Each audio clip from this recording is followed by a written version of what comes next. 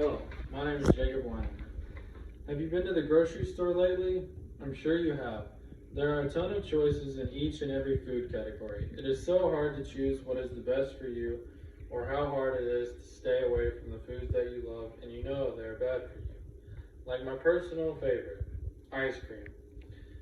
One of these aspects of food that is usually a target of misrepresentation is genetically modifying organisms, or GMOs.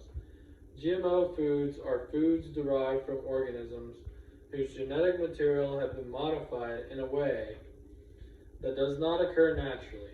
Though the introduction of a gene from a different organism, the use of GMOs is totally safe and have not been used just for economical reasons, but for food supply stability reasons. Before we get into why GMOs are necessary, it is important to give a reason why GMOs have been created and how GMOs are created. 1994 was the first genetically modified crop, and that was the tomato plant. A genetically modified plant is more accurately called a genetically engineered plant. According to FDA.gov, the first step in this process is to identify the genetic information that gives an organism a desired trait. Once that trait has been identified, the information must be copied from that organism and then inserted into the DNA of another organism. The final stage is to grow the new organism. Now that we know a little about GMOs, I want to explain the following 3 reasons that they are needed. First of all, GMOs are created to improve the production process of a particular crop. The 10 GMO crops are corn, cotton, soybeans, potato, papaya, summer squash, canola, alfalfa, apple, and sugar beets. BT corn is a great example of a need to improve a particular crop. BT, or Bacillus thuringiensis, is a soil bacterium that naturally produces an insecticide.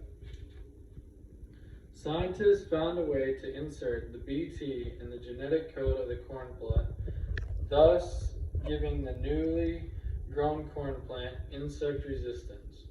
This alone has greatly reduced the use of pesticides and increased the production of corn. Genetic modifications have mainly been made to create crops that are insect resistant, herbicide resistant, and virus resistant. These crops have been known to have higher yields and lower farmers' production costs.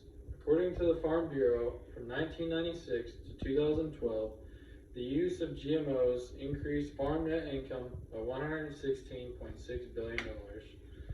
Of this, 60% of the economic benefit to farmers has been due to increased yields, while the balance is in reduced fuel and pesticide costs. $116 billion is enough to convince me that farmers are more profitable with the use of GMOs. Brett Britton, a corn and cotton farmer located in Groom, Texas, states, "I utilize GMOs in my corn and cotton fields. They have greatly increased my yields over the years and increased my bottom line. By having GMOs, we're able to have an affordable food supply and many environmental benefits." This poses the issue of where will we find 50% more land to produce the necessary food for a growing population. A steady food supply will be required to feed the estimated 2050 world population of 9 billion people. Logic would suggest that if we need to feed 2 billion more people, we need to produce more on less acres. GMOs have provided those benefits to farmers of the 10 GMO crops by keeping production costs lower and yields higher. GMO crops are responsible for a reduction in pesticide use by 8.1% over the last 20 years. Herbicide-tolerant crops have also enabled farmers to be no-till. This means a farmer won't turn his soil as often as a conventional tillage farmer. No-till farmers have increased their organic matter to 1,800 pounds, which has better soil moisture retention, decreased erosion, and fewer greenhouse gas emissions. The benefits of no-till are huge to the environment. These crops have also been known to help reduce the use of irrigation water, thus saving the precious resource. The last point I'd like to make is the potential benefits to health that some GMO crops could provide.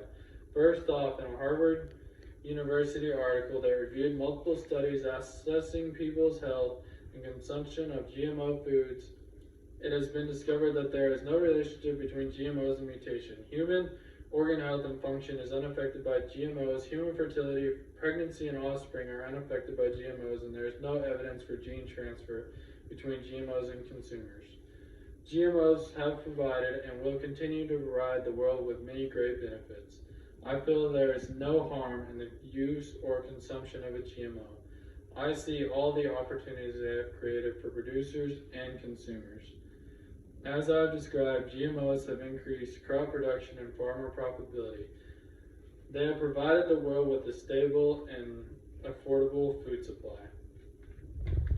Thank you.